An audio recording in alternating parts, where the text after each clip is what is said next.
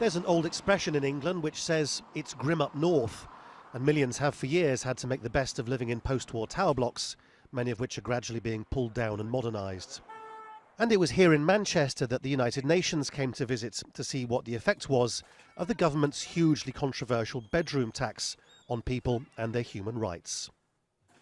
The UN's housing rapporteur toured these blocks, the lifts that often smell of urine. Hello, welcome. We found her with Dave, a former council worker who's unable to work through injury. The new rules mean his two-bedroom flat is deemed too big for him, and so he's having to pay back a quarter of his benefits to the government. That leaves him just $7 a day to live on. I could lose this after Christmas, this flat. I'll be on the street. You know, what else can I do? You know, other than live on the street, because I've lost something, because I can't afford an extra £14 or so a week out of my benefit.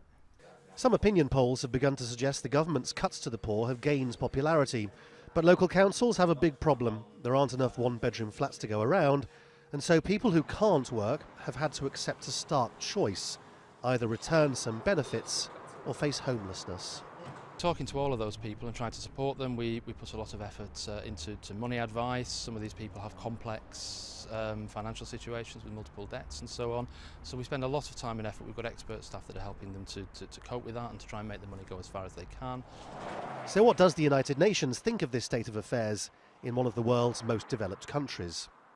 One of the most compelling and most controversial debates is the bedroom tax, and how much the bedroom tax had an enormous impact on the right to adequate housing of those who are affected, and also on other human rights like the right to food, the right to health, to education, and connected human rights. For all the protests around bedroom tax, the government has stuck to its plan and has criticised the United Nations initiative as being short on facts. The British economy is returning to growth, but that's of no benefit to many of Britain's weakest. Lawrence Lee, Al Jazeera.